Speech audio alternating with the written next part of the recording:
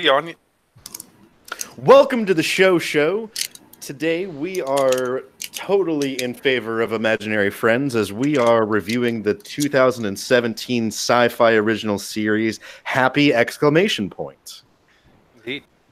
I'm one of your hosts. I am Jay. I am here at the table with three other television experts bringing some sounds to your ears. So what's going on, guys? Not too much. It's a nice, relaxing Sunday. Introduce yourself. Who are you? I'm Adam. My name's Adam. I wouldn't really call myself a television show expert. Have you consumed more than 1,000 hours of television? Probably, but Didn't you say that you need 1,000 hours of Rocket League to be pro? I said that coming up on 1,000 hours of Rocket League means you're entering the realm of pro. Yes. So you're pro at TV. I guess you could say. Okay, I'm an expert. I'll take it. Take the title. Take the title. I'll take the title. No one's verifying. Happy. Four Pinocchios. Well, hold on. Next person. Okay. And I am your nasally friend, Eric. Got caught with the sickness on my way back from New Orleans. Ugh. But Fucker, get up. Happy to review Happy. Yeah, and And, I'm Aaron. So let's get started. Well, before we get into Happy, what else have you guys been watching lately? A little bit of Turn. Yeah, it turned really good. It's a spy show based in the American Civil War. American Revolution. Revolution, sorry. Not Civil War. It's basically it's- follows like some citizens that lived in a loyal part of New York that are being turned into spies by the American rebels. Setauket, actually. Yeah, Setauket. For all you New Yorkers out there. It's really well done so far. It's done by AMC, and I'm really impressed overall with AMC's content that they've been pushing out. I'm not a big fan of Walking Dead. I know Adam is, but I wouldn't say big fan. I stopped in season 4. I haven't picked it back up. well, I didn't even watch past like episode 3. So I'm a big fan of zombie movies, right? yeah, But zombie TV shows are really long. that's true. What about you, Jay? What have you been watching? Well, there's been a lot of good content coming out lately. I've been watching The Orville, as we've talked about. It's been great. I've been watching Star Trek Discovery, which came back about the same time and has also been great in a completely different way. We mentioned that The Orville did a episode where there was a porn addiction leading to a virus in the computer, and then Star Trek Discovery this past week, they did the virus part, but not the porn part. But I'm just waiting for that to come back. Still family friendly, right? Oh yeah, absolutely. The Grand Tour has also started a new season, so for any fans of old Top Gear, that's also been pretty great. Really? What's the Grand Tour? It's basically. Have you ever watched Top Gear? Like the movie? No, I'm thinking Car of Top show. Gun. It's a car show. It's a car show that originated in the UK, where these three old journalists and TV presenters review cars and do wacky stunts in them. And it's a fun show. They eventually got fired from doing Top Gear, which was on the BBC, because one guy in particular just kept like punching caterers. What? Yeah, How is that even a problem? Didn't you punch a producer? Yeah, and a producer as well. I think he punched the producer over the catering, I think is what happened. What kind of douchebag do you have to be to punch somebody over food? Oh, he's a huge douchebag, but he presents a very entertaining show. And after that incident, they just moved to Amazon and took a huge pay raise. So now they make The Grand Tour, which is an Amazon original show. Nice. You already struck my interest at Grand Tour and Star Trek. I didn't know Star Trek came out with a new thing. Yeah, we are, I think, 3 or 4 episodes in now, and it's been pretty good. Okay. Very cool. I've been watching a lot of stand-up lately. I've watched Joe Rogan's stand-up. Last night I watched Chappelle's new stand-up and Ray Romano's new stand-up. Ray Romano was pretty interesting. He just showed up at his original comedy shop unannounced and then did a gig. So it was all pseudo improv. It kind of looked like he was reading some cue cards, but I don't know. Maybe he was just looking at someone. Were you looking deep into his eyes? Well, it was really small comedy shop. So you're saying it was intimate?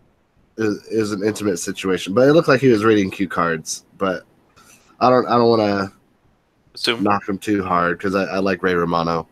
Joe Rogan's stand up is pretty good. I have I like some stand up, but for the most part, I don't enjoy watching like a full stand up movie. Like if I'm scrolling on Facebook or something and there's like a little bit or a joke that someone's doing, like I like to watch those, but I find it really hard to pay attention or stay interested in an hour-long or 2-hour special. Well, when you watch like people who have gone, I feel like beyond career opening, people like Joe Rogan and like Chappelle. Chappelle especially did a very good job at making it feel like he was just hanging out with you. Like, hey, y'all want to hear about this? Y'all want to hear about that? And like, he talked about his marriage for like a good half an hour, and it's just like, my wife's fine with this. We make jokes at each other all the time. It's just we get money for doing it, huh? We get money for doing it.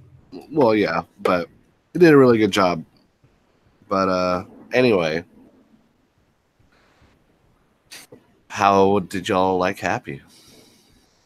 Well, Jay, you intro, so why don't you start us off? Well, first off, let's kind of lay the basis of what Happy is. Okay. Happy is a sci-fi original series. It was created by one of the authors of Crank, I believe. And to me, the show had a lot of similarities in the way it was shot and in the character. Like I felt like we were watching an older Chet Chelios, like more washed up. So for me, kind of like a Crank. It felt very much like just another Crank story, but it follows a former police officer who's become a hitman, who gets a hit to kill some guys, and in the course of killing them, he has a heart attack, and when he wakes up, he can see the imaginary friend of his estranged daughter, who's about 7, 8 years old, somewhere around there. And so the horse is trying to get him, and it's voiced by Patton Oswalt, and the main character is Nick Sachs, and he is acted by Christopher Maloney. And he's the guy from like Law & Order SVU, Wet Hot American Summer. He's been in a couple things. He's been in a couple things, but I kind of don't know what kind of actor he is. Like he can do absolutely batshit crazy, but he can also do serious. So I don't know what he really likes. Maybe he likes doing the weird shit. But I think he played the role phenomenally. But essentially, he's just trying to survive, and the horse, the flying blue unicorn, is trying to convince him to save the little girl who's been kidnapped by a bad Santa, who's also crazy and wants to be a little boy. Yep. So that's kind of the premise. Yeah, you get kind of tied up with the mafia gangs of whatever city they're in. What does it look like? New York? I think it's New York. Maybe Chicago. Yeah, it was New York. But yeah, no, it's a pretty good show, I'd say. It's very gory, so if you're not, I wouldn't say like it has some quite a bit of violence. There's a scene where a guy's, by the way, spoilers. There's a scene where a guy's face gets dragged across a wall. That is violent. Well, you don't see the face. You don't see the face. Aftermath. You see the. I would say it's like drawn gory.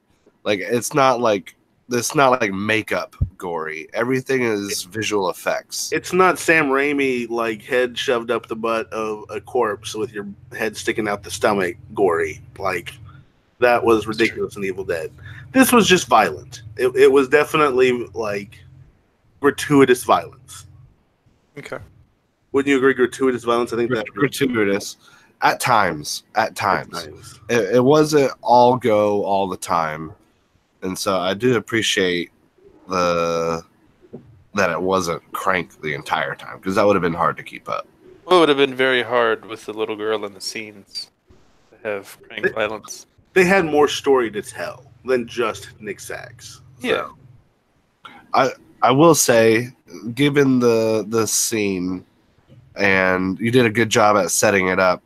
So this scary Santa is kidnapping children on order from the New York mob, who is on order somehow from some children's show maniac that dresses up as some super eccentric kids television show host, and he is kidnapping these children.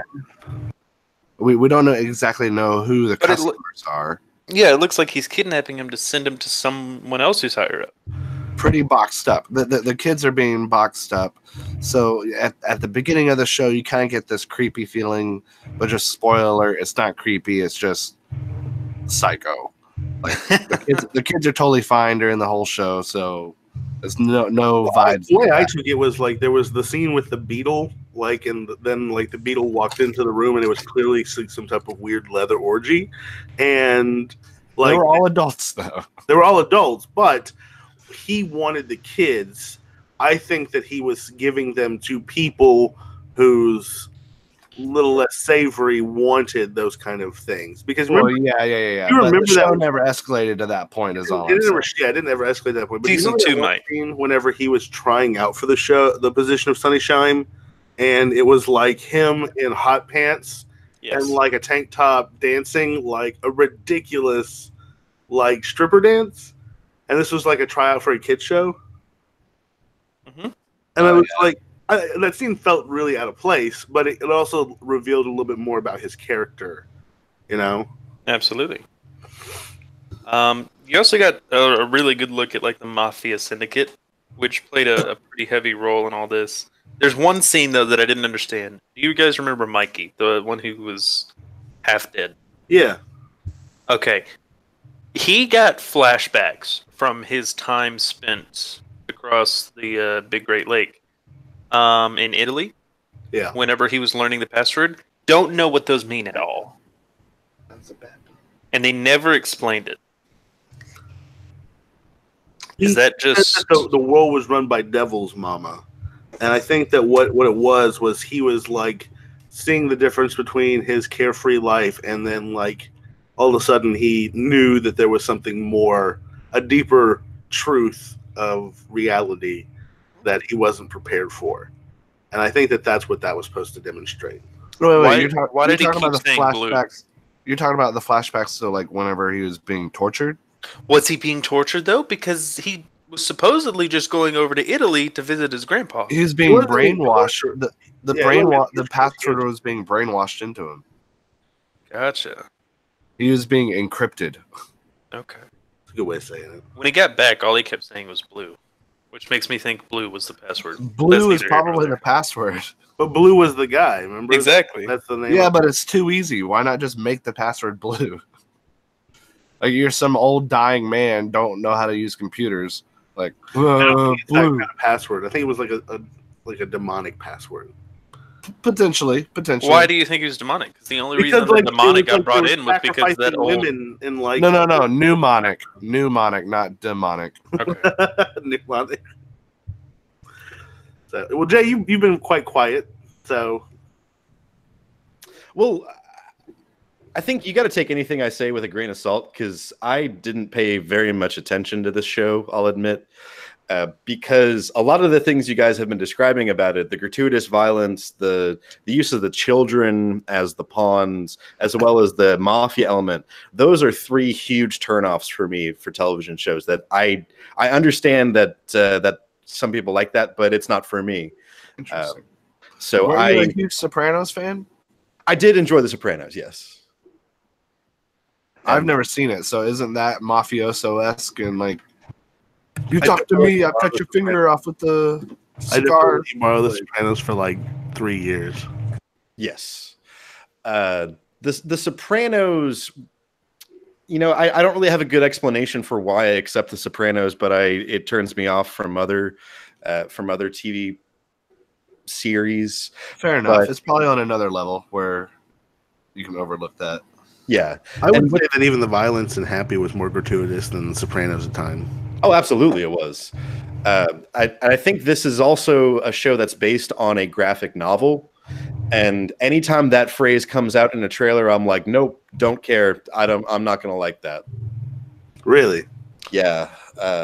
I'm just not into it. I've never seen a movie based on the graphic novel that I enjoyed. Really? You didn't like 300? Nah, it was too much gratuitous violence for my taste. Watchmen? I never saw Watchmen. It's good. Huh? It's on Netflix. You need to watch the director's cut, though. It's got some violence, though. Isn't I that hope Zack you Snyder? don't mind penis. It is. Just saying. Oh yeah, Blue Dong. There's Blue Dong. Blue Dong. But they Brings a whole new definition of blue balls. But I do want to say that this show made me think about this show, the show, and about what my goals were for it. And there were really two of them. First, I wanted to watch some shows that got me out of my comfort zone, and Happy 100% got me out of my comfort zone. So, job done there. And number two was, just I like hanging out with you dudes. And this was actually the first time that all four of us got together and watched some of the shows. Yeah, I can't believe that. This is the first time we got Can together. Can I propose something? Sure. A new element to the show. What if we watched up to the season finale of every show or the last 2 episodes of every show for what we pick, and then we do a last night where we get together and we watch the last 2 episodes, and then the next day we do a podcast. Maybe we do it like Saturday, and then Sunday morning we get up and do the podcast. I'm okay with that. Yeah, I was actually going to propose that almost exact idea as well. Excellent. I think that's a great idea. I think that would add another level to it so that we can kind of talk about the ending and kind of have some more camaraderie. Sure. Or even an alternate way to do it would, instead of doing it over 2 days, just watch the episode together and then, do the podcast almost immediately after watching it. Maybe get some food and then let that digest and then let our thoughts come out. So if we can schedule that, that'd be great. I'd be 100% for that. Absolutely. Well, here, first of all, let's go through though and see. Adam, can you tell us what was your favorite part of the show and what was your least favorite part of the show? My favorite part of the show is probably the interaction and banter between the unicorn and Sax himself.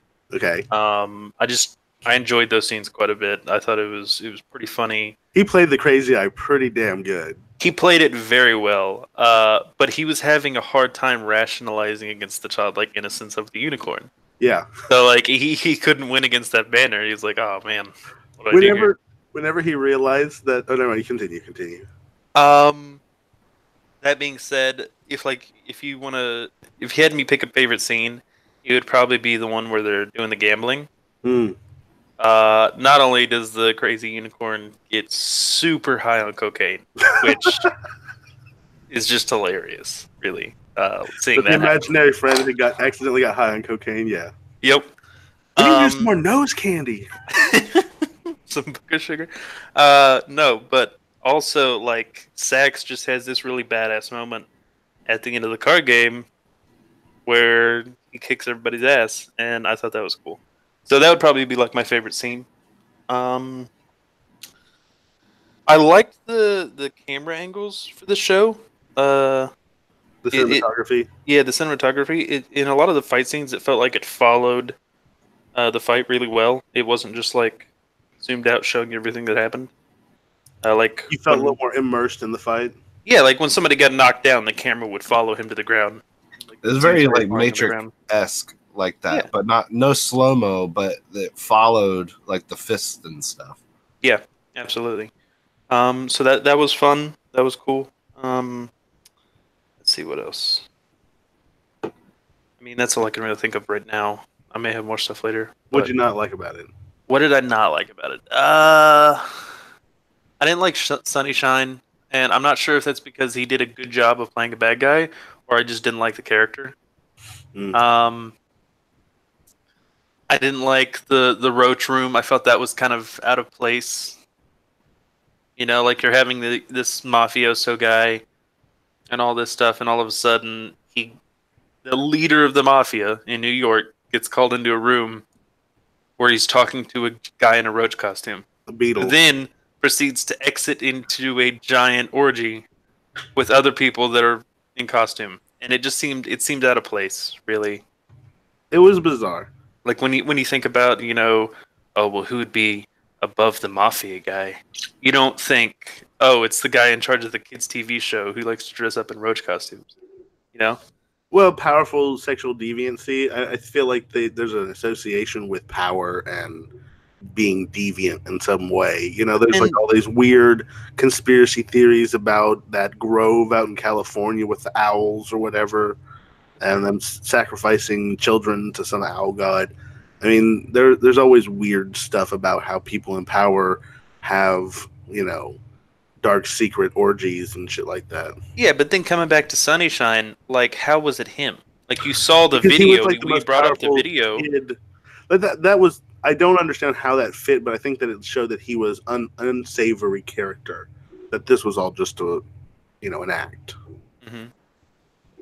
So, Well, I agree with you. So. It's kind of creepy. Well, Adam hit on a couple of things that I also kind of agreed with, and he I think talking about Sunnyshine, just the whole plot about the children is something that it disturbs me. It makes me very uncomfortable, which I'm sure is that's the intent of the show. But that's not something that I look for in a TV series. So like that's something that personally turned me off is when you use children to heighten the stakes.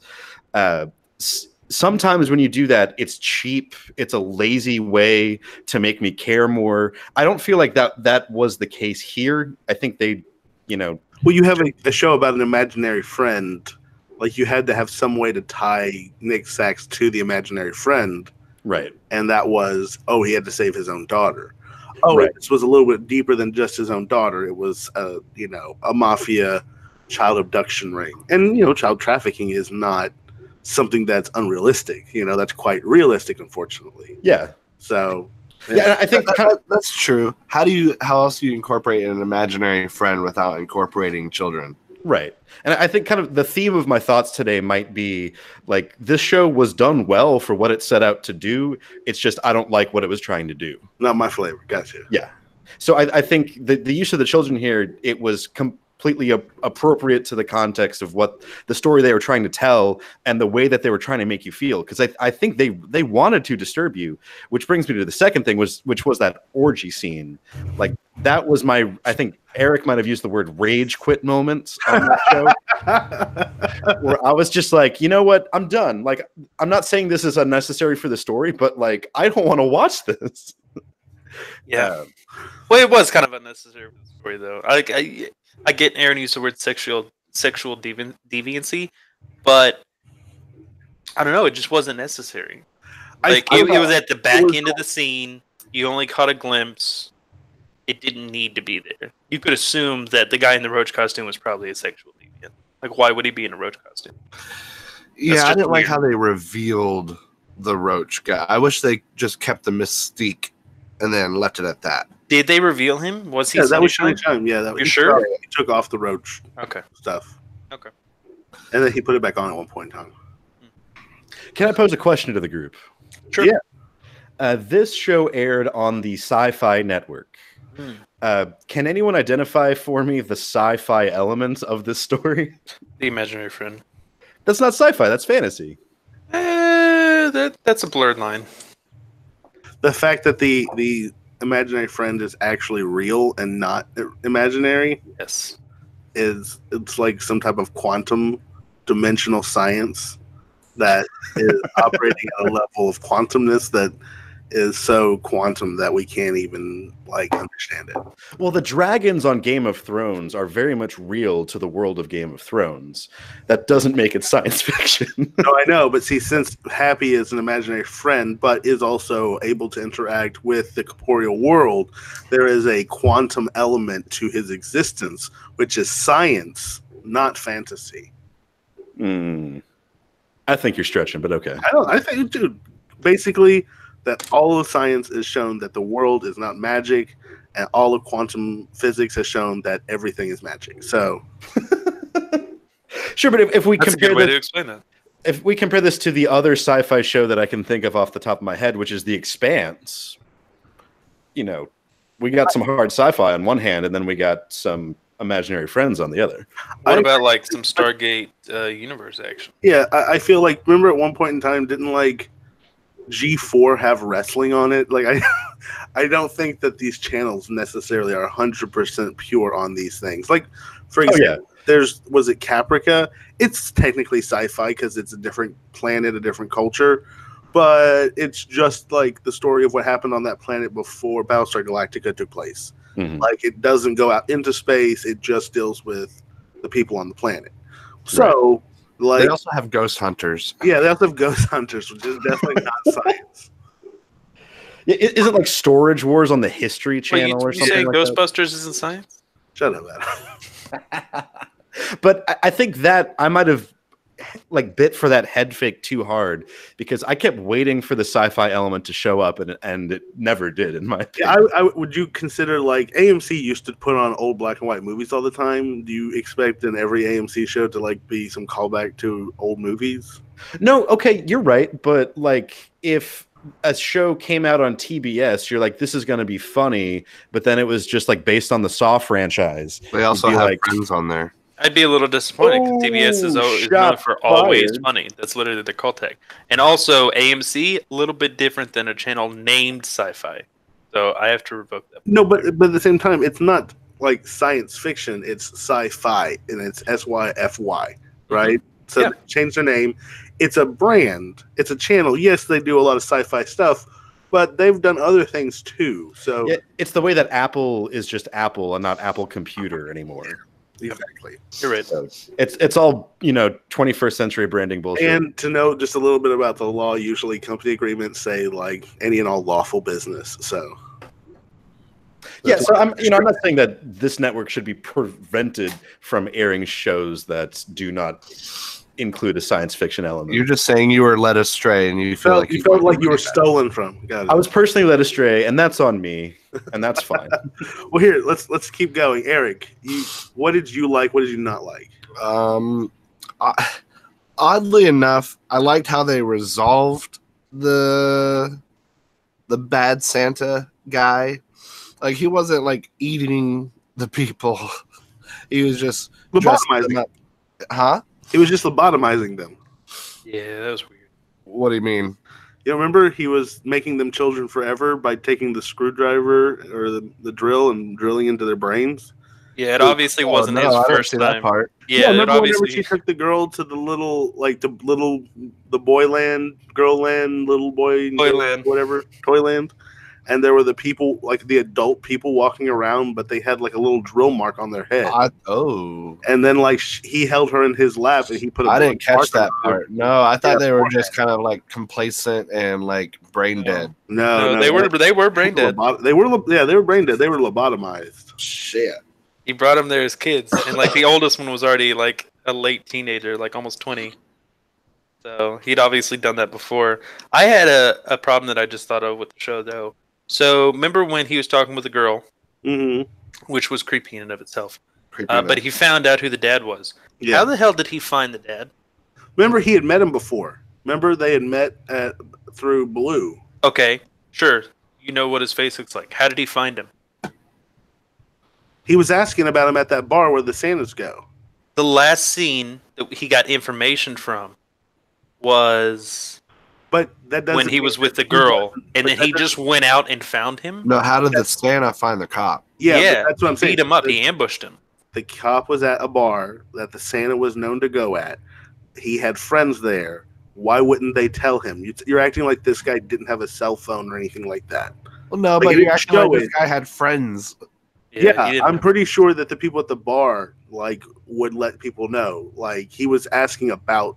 Well, they never showed that. They didn't show that, but that would be the insinuation, is that he was being asked about at this bar over and over again. I'll give you that one. It just seemed a little weird that all of a sudden he's here. But also, he knew who he was because they had that flashback to Blue. Yes. The Nick Sachs knew who he was later. But that means You the remember Santa knew who both. Nick Sachs but the was. Santa never That's an forgot. assumption. The That's an Santa assumption. So forgot. they met each other. Okay. That's still an assumption. No, Because the Santa never acted like he knew Nick Sachs.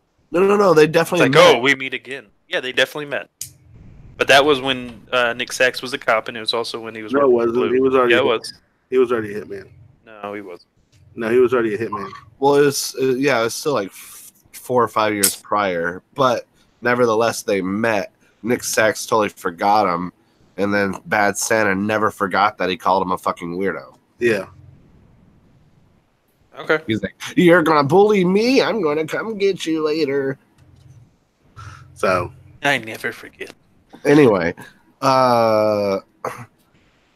was the kid element was tough. I don't know how you have a imaginary friend. I feel like they went for the creepy, and then instead of Making it super creepy. having some like comic relief, they went for like obscure relief with the roach and latex orgy. I wouldn't watch season 2. I like the style more than I like the story. But in that regard, I like the style a lot. I mean, Nick Sachs did a really good job at being the rough cop. And he did a really good job at playing crazy. But it's just something I would not watch again.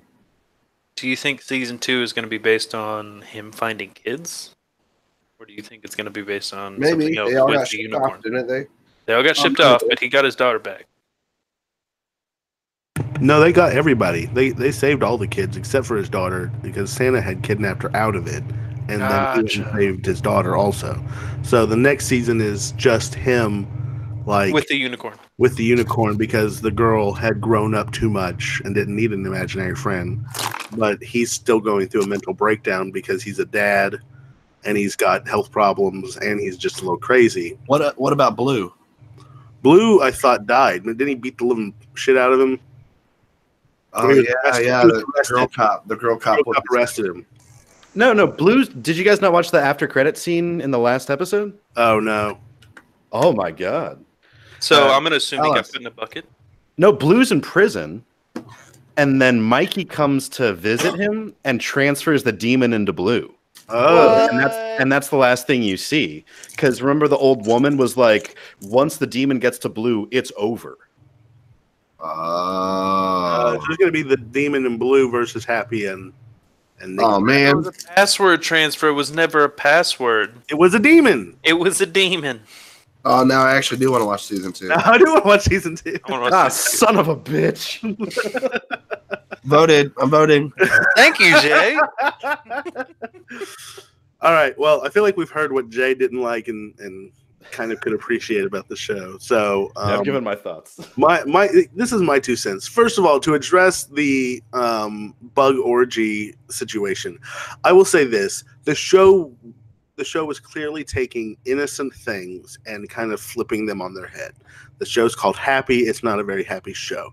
It involves imaginary friends who are dealing with cocaine and torture and things like that.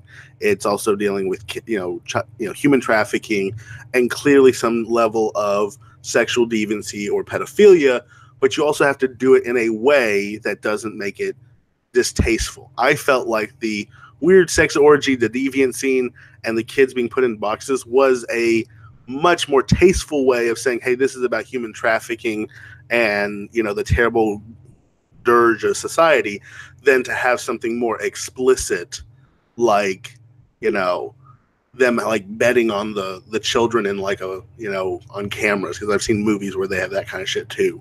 Hell, even in Mr. Robot, there was that website that they were like buying people on.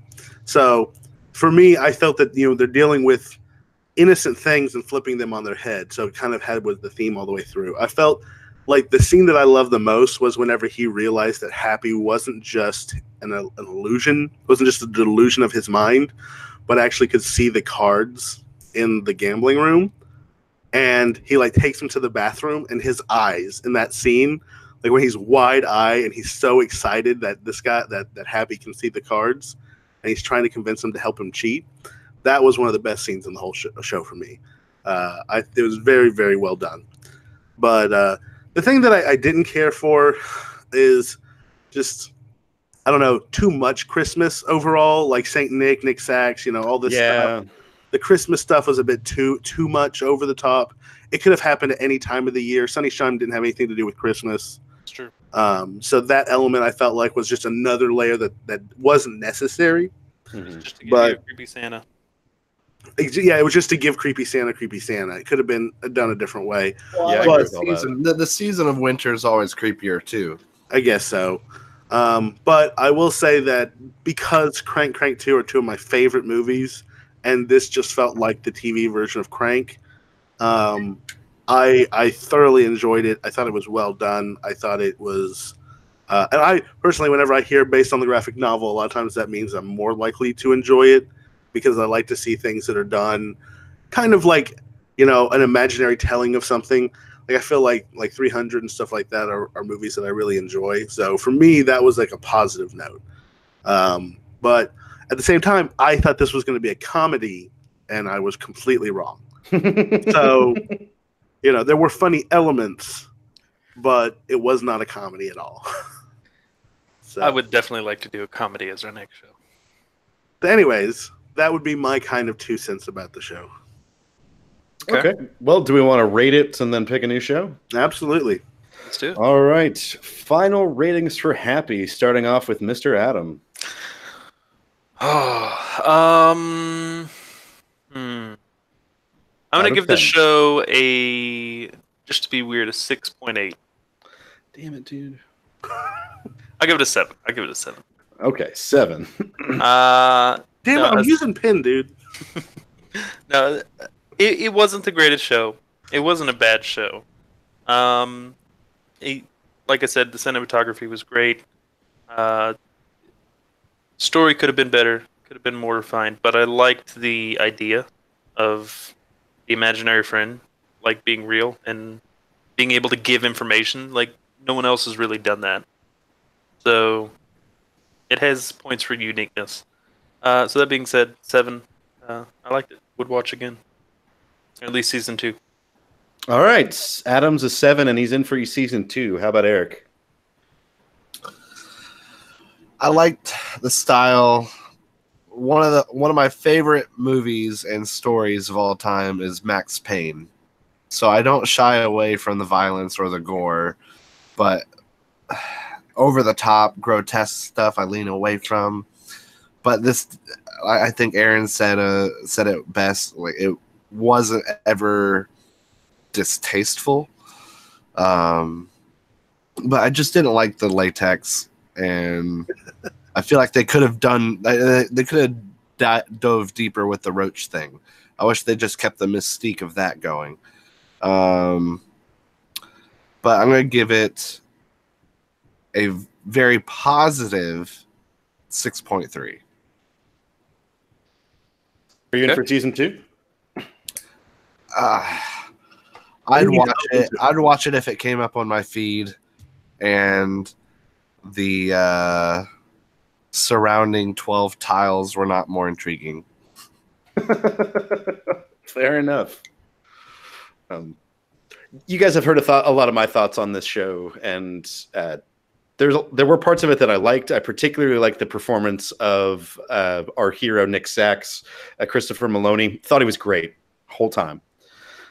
I also really enjoyed Patton Oswalt. He's somebody who I've been enjoying more and more lately. What do you think of Smoothie? Oh, I hate Smoothie. God. He played it so well, though. That guy always shows up as the person who turns my stomach, and he does it great. I don't know what his name is, but like props to you, man. You've got a character to play, and you nail it. Smoothie, his name is Patrick Fischler. Oh, okay. But in coming up with this rating, I struggled between how much do I weight it towards is it a good show, and how much do I weight it towards did I like it? And I think I've come up with a compromise between the two of a 4. Okay. Because I think for was this a good show, I'd give it a 7 or an 8. I think it set out to do exactly what it meant to do. As Aaron was saying, turn all of those innocent things, including Christmas and Santa and children, turn them on their head. I think it did that very well, but I really don't like that. So for did I like it? Did I enjoy it? I'd give it a 2. But I'd say a compromise between the two of those.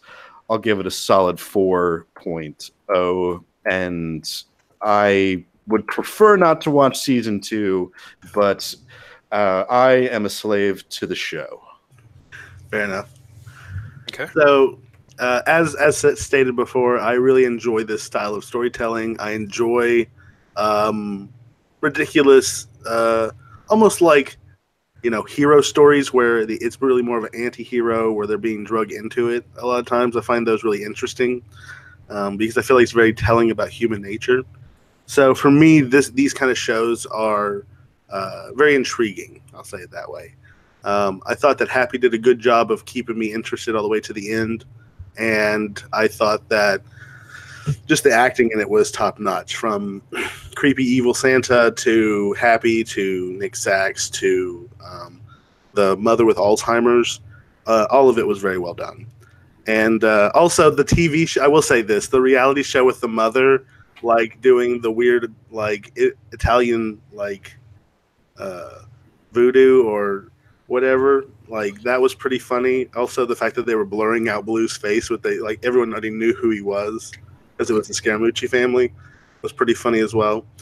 But I'm gonna give it probably I'm gonna give it an 8.5 because Wow. I really enjoyed it. And I definitely would watch season 2, especially if it's not Christmas and children based. If it's more like Nick Sachs and Happy versus the forces of evil, that is even more my kind of shtick. Wow. 8.5 from Aaron, giving us an overall rating of 6.45. I should have gone with 6.7. Yeah, I'm glad we voted after or before y'all, so then we didn't feel obligated to curve the average. Oh, wow.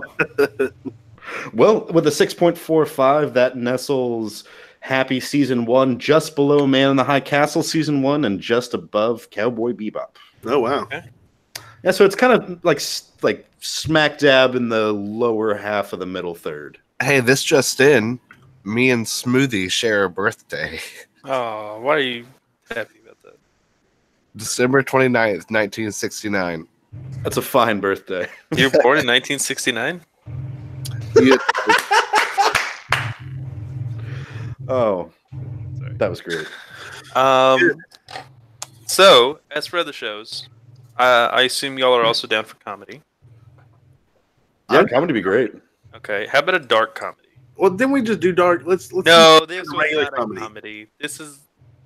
I only say that because have y'all heard of Barry? With Bill Hader. Bill Hader, yep.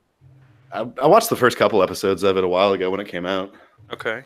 I haven't watched any, and it was one of the first things that came up. It won 2 Primetime Emmy Awards for Outstanding Lead Actor in a Comedy Series. I'm pretty sure Henry Winkler's in it, and he's always I'm always down for the wink. Henry Winkler won Outstanding Supporting Actor the other Primetime. Yeah. So I it don't know. seems okay. I I'll don't, give you a short rundown. It's about a Marine turned hitman who has a hit in LA and fails the hit. hold on. Does anyone know Fails. what the show's about real fast? What show are you talking about? Yeah, because I already know. If you're explaining for my purpose, then This that's is Barry. I know what Barry's about. I was gonna say we don't have access to HBO right now. Oh. So that's not something that we're gonna have. I've been wanting to watch The Marvelous Miss Maisel. I've been hearing good things about that ever since it came out. It has four and a half stars, 2,900, female lead character. Get the equality out there, and it's a comedy. It's got 3 seasons too. It's not like a sitcom comedy. It's like an HBO comedy. That's what I was also trying to say about Barry, is that those aren't the same types of comedies. Okay. Housewife in the 1950s decides to become a stand-up comic. It keeps Marvelous winning. Mrs. Maisel. Like it won back-to-back Golden Globes for best TV series comedy. I understand that. Also, though, the basic premise, because of my distaste for stand-up, is very off-putting. But I'm down to watch. Sure. That's what, as Jay put it, slave to the show. If that's what you guys decide, then I'm down to watch it. But Who's it technically? It would be a force. It would be a force generally to awful. watch. It would be outside of my normal comfort zone of what I would actually pick. It's And definitely it has outside my comfort zone. I agree with that. It just doesn't. I don't know. Like I don't want to go outside the comfort zone for the sake of going outside. I thought we were trying to find comedy. It could, Aaron. It could be the heart. It could be the heart of TV. You could be right. You know- Well, can I make a quick pitch for one show? Yeah. Sure. Netflix series just came out, Russian Doll, from executive producer Amy Poehler. It's a show in the vein of Groundhog Day, one of the situations where they're like you repeat the same situation over and over with different results, and it's been compared to The Good Place in its overall positive message of people should be nice to each other. So Nadia keeps dying and reliving her 36th birthday party. She's trapped in a surreal time loop and staring down the barrel of her own morality. TV drama, TV comedy. I'm totally down. That 2019. was definitely on my to-do list already. yeah, I think like if we don't do it for the show, I'll watch it anyway. So like, take that for what it's worth. And it's a new show. It literally just came out. Offbeat, cynical, and witty. In the alternative, might I suggest Faulty Towers from 1975? Ooh. Never heard of it. It's John Cleese from Monty Python. It's widely considered to be the greatest sitcom of all time by the critics. What's it Where do called? you watch it? It's on Netflix. It's Faulty Towers. It's the British guy John Cleese from Monty Python, and him and his wife own a hotel in like London or like in England somewhere, and it deals just with them running the hotel. Like that's all it is. It's a British sitcom from the 70s. There's only like 12 episodes total. Yeah, it deals with a lot of British racism. Okay.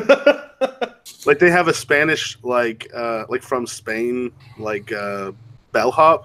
He's a There's waiter. a lot of waiter, bellhop, whatever. He carries the luggage too. But a lot of the jokes turn on miscommunication between his accent and English.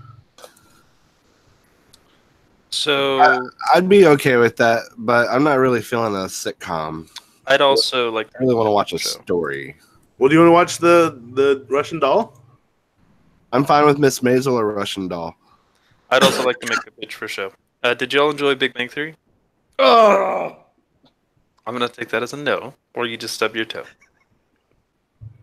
Like if you so guys want Young to hate watch Sheldon- something, Sitcoms are just Sheldon. not. Young Sheldon is a show that No. takes a look at the life of Sheldon when he was a child. He's 9 years old, and he has skipped Ooh. 4 grades to start high school. Yeah, that's Along- boo. Hard boo. 94% of the people like the TV show. Yeah, but 94% of Americans. 100% of the people who watch the next show comes on. 100% of the people who watch Young Sheldon watch like Big Bang Theory. So You watch Big Bang Theory? it was okay, and it was just because it was something to watch. It's not a great show. It's mind garbage. I wouldn't agree that it's mind garbage, It but falls it's into like the category of boob tube. I wouldn't agree with that because it doesn't involve some actual astrophysics. It's funny. I like the science, but that's it. But it also I just don't think it's that funny. Murder Mountain. This sounds interesting. My vote's for Russian Doll. That one sounds intriguing. I'm always down for a Groundhog's Day type of show. I'd be down for Russian Doll. I've been looking at it as well. I've been wanting to watch it. sounds like a decent consensus. How many episodes is it? I'm Look. scrolling. Russian Doll. It is Everyone can hear my typing. approximately 7 episodes? 8 episodes? 8. 8 Eight. total. Are they like half an Oh hour? wow, they're only 30 minutes each. Okay. It's going to be a short show. Y'all want to try for 2 weeks again? Yeah, this is gonna be our February show. We can get this one done, and we'll be back on schedule. Okay. Meet up All before right. the 28th. So with this is a comedy. So do we want to do a serious show after this? Sure. Are we sure this is a comedy? I think it's a dramedy. A dramedy. I like this Oh, it's actress. cynical. She's very good. Yeah, I'm a It's big fan of her. The first picture I saw when I opened IMDb was her with a bloody mouth and a bloody hand. Are you sure it's a comedy? Hey, look, Happy was kind of a flop. I wouldn't say it's a flop. It was a great show, but not a comedy. I do want to watch that movie, Velvet Buzzcocks or Buzzsaws, not Buzzcocks. Freudian slip. Huh. There's a British show called, what's it called? Never mind the Buzzcocks. Never mind the Buzzcocks. And so every time I've seen that, I think of that. Don't Google Velvet Buzzcocks. I want to just point out on IMDb, Happy got an 8.3 out of 10, and Russian Doll has an 8.1. Sounds great. I'm curious now about this Marvelous Miss Maisel, what it's rated. I mean, it keeps winning awards, and I've heard that it's great from pretty much everybody. And My sister has raved about it, but Marvelous Miss Maisel IMDb is rated 8.7 with 38,000 votes. well, I understand your version of stand-up, but do you like Seinfeld? like the show Seinfeld or Seinfeld stand-up? Like the sitcom Seinfeld? Is that Monk? I enjoyed it, but I like Curb way more. Oh, Tony Shalhoub fair in enough. this? Yeah, the Shaloobster. In Miss Maisel? I'd be totally down for Miss Maisel, too. I love Tony Shalhoub. I just want to watch it because I feel like it's a very bright, very olden time kind of just all around. Set in the 50s. How about this? Let's do Russian Doll, and then do the podcast in 2 weeks, and then we'll already have set Marvelous Miss Maisel. That's So March. it's a longer show from March, and that way, if someone wants to go ahead and start watching it, they can to get ahead. Okay. Fine by me. So Sounds especially good. since Russian Doll is only going to be 4 hours worth of content. Yeah. Let's all pat ourselves collectively on the back for enjoying women's entertainment. Hooray! Hooray! We're equal That's opportunity. Wait. Is Russian Doll, is she ethnic of any type? She's ginger. Like the main character, she's the Wait, chick are we from allowed- American she's- Pie. And Hold on, She's are we white. allowed to say ginger anymore? Is that also offensive? Only if you also include that they don't have a soul. Yeah. It's In that offensive case, if we it's don't say that if we say they don't have a soul. So if you go the South Park route, yeah, but you just can't say it. That doesn't make it not true. if you concede that they have a soul, then you're not being discriminatory. Yes. But how do you see if someone has a soul? I mean, it depends on if they even believe souls exist. Does it? Yeah. All right. Well, let's aim for potting Russian Doll by the 24th, or on the 24th, I should say. Okay, so we're moving that weekend. Okay. So not that time. We might be able to after we get moved in. If worse comes to worse, let's do the 2nd in March because it's the weekend Yeah, of let's the end of just- February. Yeah, we can just do the 2nd in March, the weekend after. Sounds great. Show. Okay. Alrighty, ladies and gentlemen, that is the TV show club, whatever name we chose. So Click like, join, subscribe, and check out our Patreon where you can give us Bitcoins. I don't even think we have No, any of that we shit. can't do that.